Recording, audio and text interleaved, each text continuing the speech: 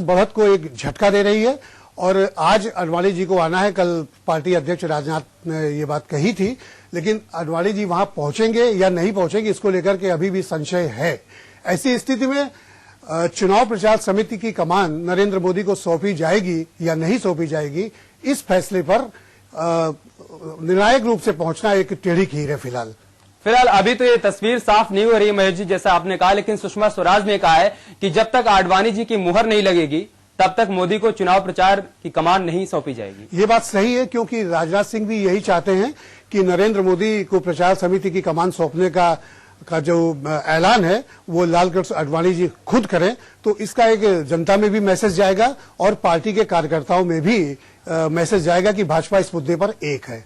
जी, लेकिन यहां पर एक सवाल यह भी खड़ा होता है कि अचानक से ऐसा क्या हुआ कि पूरा माहौल मोदीमय हो गया। तमाम वरिष्ठ नेता जो थे उनकी नाराजगी को दरकिनार कर दिया गया, नजरअंदाज कर दिया गया और मोदी मोदी, हर तरफ मोदी मोदी।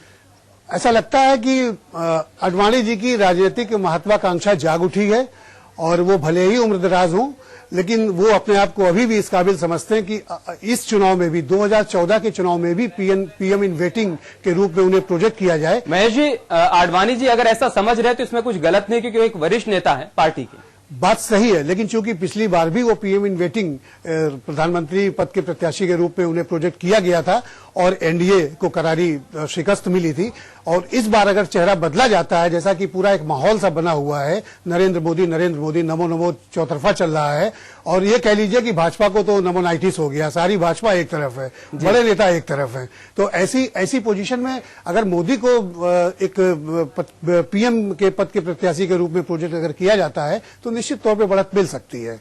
बिल्कुल मोदी जी, यहाँ पर एक सवाल ये भी खड़ा होता है कि कहीं ऐसा ना हो जिस तरीके से विधानसभा चुनाव में पूरा यूपी में राहुल भैया का माहौल बना था और अचानक से जब परिणाम आया तो ये पता चला कि एक बम था जो पूरी तरीके से निष्क्रिय हो गया। तो कहीं ऐसा इस बार भी ना देखने को मिले मोदी को लेकर जिस तरीके से माहौल बना है। अमित, बिल्कुल सही सवाल आपने उठाया है। सबसे बड़ी बात यह है कि मोदी को जो पब्लिक में थोड़ी बहुत प्रचार या बढ़त मिल रही है, उसकी मुख्य वजह यह है कि जो बाकी राजनीतिक दल हैं, जो पॉलिटिक्स ऑफ अपीजमेंट यानी तुष्टीकरण की राजनीति खासकर मुस्लिम्स को लेकर के करते हैं, इसको लेकर के हिंदू वर्ग में भी नाराजगी है कि सब कुछ उन्हीं का, हमें कुछ नहीं। तो ये जो भाव है और मोदी की इमेज एक अच्छे हिंदू नेता के रूप में उभरी है, तो उसका लाभ निश्चित तौर पर भाजपा को मिल सकता है अगर मोदी को प्रचार समिति की कमान सौंपी जाए तो। लेकिन महेश जी, उन तमाम घटक दलों का क्या जो मोदी को लेकर नाराजगी जाहिर कर चुके हैं? हाँ, एक बड़ी चुनौती होगी बीजेपी के लिए। बिल्कुल सही है, जनता दल यू सबसे बड़ा घटक दल है और नीतीश कुमार जी से नरेंद्र मोदी की तो दुआ सलाम तक बंद है। दिल्ली में मुख्यमंत्रियों की एक बैठक में दोनों आमने सामने आए, लेकिन कोई दुआ सलाम नहीं हुई और जदयू में नाराजगी है। लेकिन दूसरी तरफ राहुल गांधी ने भी पैतरा बदला और उन्होंने साफ साफ कह दिया कि राजद यानी लालू की पार्टी से कोई गठजोड़ नहीं होगा। और कांग्रेस इस समय जदयू के प्रति थोड़ा नरम है, काफी नरम है। वो इस तरह के सपने बुन रही है कि हो सकता है यूपीए के फोल्ड में जदयू आ जाए। नरेंद्र मोदी से नीतीश की नाराजगी का लाभ कांग्रेस उठा सकती है। जी, तो क्या कुछ उम्मीद की जाए कि इस बैठक के बाद कुछ नए समीकरण देखने को मिल सकते हैं? हाँ, बिल्कुल। जिस हिसाब से आज चूंकि पहला दिन होगा और प्रमुख आर्थिक और राजनीतिक प्रस्तावों पर चर्चा भी होगी, तो ऐसी स्थिति में भाजपा किस दिशा में जाएगी ये शाम तक निश्चित तौर पे तय हो जाएगा। और इलेक्शन कैंपेन कमेटी की कमान किसके हाथ में होगी, नरेंद्र मोदी के हाथ में होगी या ये इस फैसले को आगे के लिए स्थगित कर दिया जाए, फिर कभी लिया जाए, मोदी बैरंगी गोवा से लौटें, इसकी भी संभावना है। तो देखते हैं शाम तक कुछ न कुछ ऐसी खबर आएगी। बिल्कुल महेश जी, जिस तरीके से आपने अमर उजाला और हिंदुस्तान की बात कही कि उसने इस खबर को लीड बनाया है कि इलाहाबाद हाईकोर्ट की लखनऊ बेंच ने सरकार को एक करारा झटका दिया है अपने एक फैसले से, तो यहां पर सवाल यह भी खड़ा होता है कि जब कोर्ट का यह कहना है कि भैया जो आरोपी हैं आप उन्हें पहले ही निर्दोष कैसे साबित कर सकते हैं जबकि मामला कोर्ट में चल रहा हो? तो हाँ, ये बात सही है। चूंकि जिस कानून के तहत इन लोगों को, आरोपियों को बंद किया गया था, इन पर मुकदमा चल रहा है, उसमें से एक सीआरपीसी की धारा 321 भी है जो साफ साफ ये कहती है कि बगैर केंद्र की अनुमति के राज्य सरकारें इस तरह का फैसला नहीं ले सकती हैं। इसी को आधार बनाते हुए इसको स्थगित किया गया है। ये मामला बड़ी बेंच को दिया गया है। देखिए क्या होता है, क्योंकि ये एक परंपरा शुरू अगर हो जाती है तो फिर हर सरकार वही तुष्टीकरण की राजनीति चलती रहेगी। बिल्कुल महेश जी, अगर ऐसा नहीं होता है तो क्या माना जाए कि जो घोषणा पत्र के तमाम वादों को पूरा करने की कवायद में जो सपा सरकार जुटी हुई है उसे भी एक तगड़ा झटका लगेगा, क्योंकि घोषणा पत्र में ये भी एक वादा था। हाँ, ये एक वादा था और अखिलेश यादव अपनी बात पर कायम है। उन्होंने कहा है कि निर्दोष युवकों को के ऊपर जो भी मुकदमे लगे हैं वो वापस लिए जाएंगे। लेकिन सबसे बड़ी बात यह है कि निर्दोष कौन है, दोषी कौन है, ये कौन तय करेगा? सरकार तो तय नहीं करेगी, तय तो अदालत ही करेगी। तो उस प्रक्रिया से तो गुजरना ही होगा। बिल्कुल महेश जी, अगर दूसरी कुछ अहम खबरों की बात की जाए तो क्या कुछ वो अहम खबरें हैं जो अखबारों के पहले पन्ने पर आई हैं? जी हाँ, दैनिक जागरण की बात करें तो उन्होंने पाकिस्तान सीमा पर पूंछ में गोलीबारी की खबर छापी है, जिसमें एक सूबेदार शहीद हुआ है, 2 सैनिक घायल भी हुए हैं। इसमें अभी सबसे बड़ी बात यह है कि नवाज शरीफ ने कमान संभाली और भारत से अच्छे रिश्तों की बात वो शुरू से करते रहे, जब वो चुनाव में गए तब से लेकर के वो प्रधानमंत्री बनने तक। लेकिन पाकिस्तान में कहीं ना कहीं सेना और सरकार को लेकर के अंतर विरोध जबरदस्त है। लाख कयानी साहब जो उनके जनरल हैं वो पीएम के पास गए हों बात करने के लिए, और तमाम ऐसी बातें। यही नवाज शरीफ थे, जब कारगिल हुआ तो इनको विश्वास में मुशर्रफ ने नहीं लिया।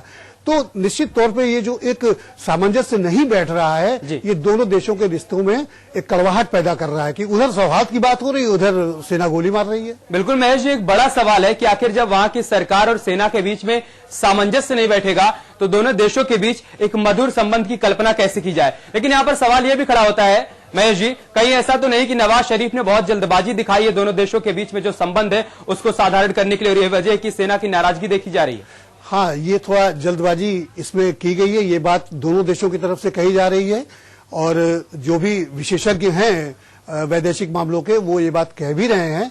लेकिन सबसे बड़ी बात है कि नवाज शरीफ ने जब वो मेजॉरिटी में आए तो उन्होंने कहा पीएम इज बॉस। जब उनसे सवाल पूछा गया कि आर्मी की भूमिका, सरकार और आर्मी में सामंजस्य का अभाव पिछली सरकारों में दिखा है, तो उन्होंने एक लाइन में कहा था पीएम इज बॉस, यानी जो भी सेना करेगी बगैर पीएम के को विश्वास में लिए नहीं करेगी। तो अब ये जो मामला हुआ है, अब इसमें ये देखने की बात है कि आखिर गलती क्या है, किस तरफ से घुसपैठ हुई, किस तरफ से सीज फायर का उल्लंघन किया गया है, ये देखने की बात है। दोनों देश परस्पर विरोधी आरोप अपनी बचत के लिए लगाते रहेंगे। बिल्कुल महेश जी, कुछ और खबरों की बात कही जाए तो वो कौन सी खबरें हैं जो सुर्खियां बनी? हाँ, सीओ हत्याकांड में सीबीआई ने जो चार्जशीट दाखिल की है उसमें राजा भैया को क्लीन चिट, मतलब उनका नाम चार्जशीट में नहीं है, क्लीन चिट तो नहीं कह सकते हैं। और नार्को टेस्ट की बात हुई थी, जिसके लिए राजा भैया खुद तैयार हैं कि हमारा नार्को टेस्ट, पॉलीग्राफ टेस्ट कभी भी कर लिया जाए, वो इसके लिए बराबर के लिए तैयार हैं। तो इससे राजा भैया की राजनीति को एक बल मिला है और वो फिर एक बार फिर वो सक्रिय हो गए हैं। और हो सकता है कि इस घटना के बाद उन्हें सरकार में शामिल भी कर लिया जाए। क्योंकि महेश जी, यहाँ पर भी एक सवाल ये खड़ा होता है कि लंबी पूछताछ होती है, एक दिन 11 घंटे पूछताछ की जाती है राजा भैया से, एक दिन 9 घंटे पूछताछ की जाती है, नार्को टेस्ट की बात कही जाती है, बावजूद इसके सीबीआई जो रिपोर्ट दायर करती है अदालत में, उसमें राजा भैया का नाम नदारद रहता है। हाँ, ये बात सही है, चूंकि सीबीआई को ऐसे कोई क्लू, ऐसे कोई सबूत नहीं मिले हैं जिसमें राजा भैया का नाम चार्जशीट में वो डाले, और ये तो उसकी बात है। इसको लोग एक राजनीतिक चश्मे से भी देखते हैं कि कुछ हो सकता है कि कुछ समाजवादी पार्टी का प्रेशर हो, क्योंकि जो केंद्र में सरकार यूपीए की चल रही है उसमें समाजवादी पार्टी की अहम भूमिका भी है।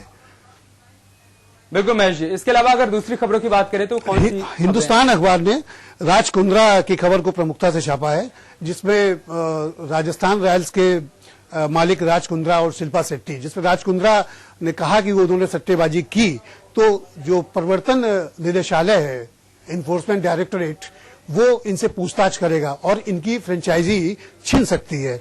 दूसरी, अगर हम अंदर की खबरों की बात करें, अखबारों ने जो अंदर के उसमें लिया है पेजों में, पन्नों में, वो ये है कि चुनाव से पहले कांग्रेस संगठन में एक भारी फेरबदल के संकेत हैं। और दूसरी सबसे बड़ी कानपुर से भी जुड़ी हुई खबर है कि जो इंडस्ट्रियल फ्रेट कॉरिडोर है, तो वो अमृतसर कोलकाता का जो कॉरिडोर है वो कानपुर से होकर के गुजरेगा। इससे विकास की काफी संभावनाएं नजर आ रही हैं। खाद्य सुरक्षा बिल पर जो सोनिया गांधी ने कहा कि सबको विश्वास में लेकर के इसे पारित किया जाए, तो शरद पवार ने वीटो लगा दिया। उन्होंने कहा संसद में इस पर बहस होगी तभी ये टेबल किया जाएगा। जी, तो ये था अखबारी नजरिया। तमाम अहम खबरों पर चर्चा की महेश जी ने और बताया कि वो कौन कौन सी खबरें थी जो आज अखबारों की सुर्खियां बन पाई। बहुत बहुत शुक्रिया महेश जी आपका हमारे साथ जुड़ने के लिए। यहाँ रुके एक छोटे से ब्रेक के लिए, जल्द होगी वापसी।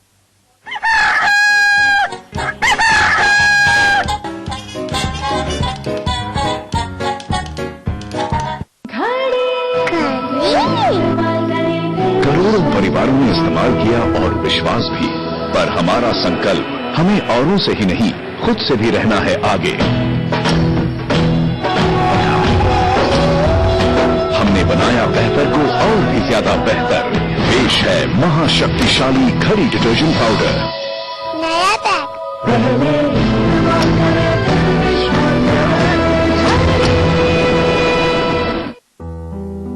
Knowledge is what we gain. Discipline is what we follow. Motivation is what we get. Attitude is what we are. We are KDMA. बदहजमी, जी मचलाना, गैस का अचूक इलाज पुदीना प्लस। हर दर्द को दूर भगाए, मिनटों में आराम दिलाए। पुदीना प्लस सॉफ्ट कैप्सूल। रिसर्च में साबित हो चुका है कि न्यूट्रिएंट सोया चंक्स में है सबसे ज्यादा प्रोटीन। तभी तो मैं इससे बनाती हूँ वेज बिरयानी, कोफ्ता करी, वेज मंचूरियन, वेज कबाब और भी कई टेस्टी डिशेज। प्रोटीन से भरपूर न्यूट्रिएंट सोया बड़ी, स्वाद भी सेहत भी। 3 रुपए की चाय, 4 रुपए का समोसा और 1 रुपए का अजी 1 रुपए का लाजवाब जी हुजूर पान मसाला। लाजवाब खुशबू, लाजवाब स्वाद, खाइए जरूर लाजवाब जी हुजूर पान मसाला। खाइए लाजवाब जी हुजूर सिर्फ 1 रुपए में और मुस्कुराइए हुजूर। पान मसाला खाना हानिकारक है। शुद्ध सोने एवं डायमंड के आभूषण की श्रेष्ठ कला, प्राचीनता एवं आधुनिकता का संगम जो आपके मन को भाए और नवीन युग की छवि आप में दर्शाए। सोना चांदी द डायमंड आर्केड, बिहाना।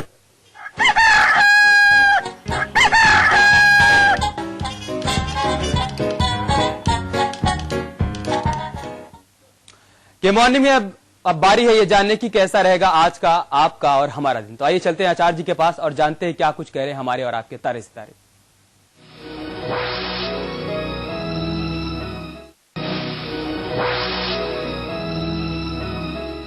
मेष राशि वालों, आज शुक्र प्रधान ग्रह है।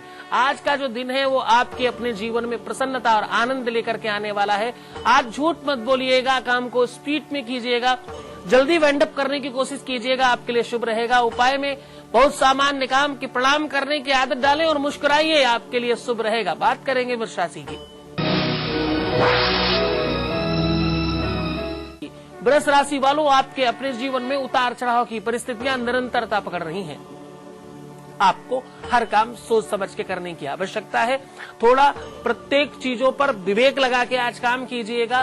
किसी की एडवाइस मानने से आप छोटे नहीं होंगे। अभिमान का परित्याग कीजिएगा, गुड़ खा के निकलिएगा, बड़ा शुभ रहेगा। बात करेंगे मिथुन राशि की। मिथुन राशि वालों, कलात्मकता आज आगे बढ़ेगी। आपके अपने जीवन में कुछ सुख समृद्धि के संसाधन जुटेंगे। व्यापारिक तालमेल ठीक होंगे। यात्राएं संभावित हैं। आज सौंफ और मिश्री अपने जेब में डाल के निकलें तो बहुत अच्छा रहेगा। बात करेंगे कर्क राशि की। कर्क राशि वालों, आपके अपने जीवन का जो मूल उद्देश्य है उस पर आज कुछ कदम आगे बढ़ सकते हैं। आपके अपने जीवन के मौलिक सिद्धांतों पर निवारण करने की जो परिस्थितियां हैं उसे सर्जित करते हुए आज आप सफलता की ओर अग्रसर हो रहे हैं। गणेश जी को कहता चढ़ाइए, आपके लिए शुभता प्रदान करने वाला दिन साबित होगा। सिंह राशि वालों, आज थोड़ा ध्यान से काम कीजिएगा। आज आपका चिंतन शुद्ध और विशुद्ध होना चाहिए। धार्मिक जो क्रांति है वो आपकी बढ़ेगी। धार्मिक चीजों में आपका मन ज्यादा लगेगा। अध्यात्म पर आपका अपना जो नेचर है वो ठीक होगा और आध्यात्मिक रूप से आपकी चेतना बढ़ेगी और आप सफल होंगे। आज कुल मिला के बात करें, धार्मिक स्थान पर दर्शन करें तो आपके लिए शुभत्व प्रदान करने वाला दिन साबित होगा। बात करेंगे कन्या राशि की। कन्या राशि वालों, बहुत सोच समझ के काम कीजिएगा। आज अपनों की बात मानने से आपको लाभ होगा। आज ईगो मत कीजिएगा। आज भोजन मत त्यागिएगा। आज कोई भी ऐसा कृत्य मत करिएगा जिससे आपके परिवार में उथल पुथल हो। और हाँ, घर से निकलते समय सबसे प्रेम से मिलिएगा और पहला दाहिना पैर बाहर निकाल तो आपके लिए शुभ रहेगा। बात करेंगे तुला राशि की। तुला राशि वालों, आज एक बात का ध्यान रखना है कि हर निर्णय पर आपकी मोहर लगनी आवश्यक है। हर निर्णय को बहुत ध्यान से सुनिएगा। एक कान से सुन के दूसरे कान से निकालने वाली आदत त्याग दीजिएगा। अब आपको आज जरूरत पड़ेगी अपनों की, आज आवश्यकता पड़ेगी आपके मित्रों की, आज आवश्यकता पड़ेगी सहकर्मियों की, सहपाठियों की। तो बड़ा थोड़ा आज मधुर रहिएगा, आपके लिए शुभ रहेगा। एक काम कीजिएगा, गंगा दर्शन करके यू टर्न करके वापस आइएगा, आपके लिए शुभ रहेगा। बात करेंगे वृश्चिक राशि की।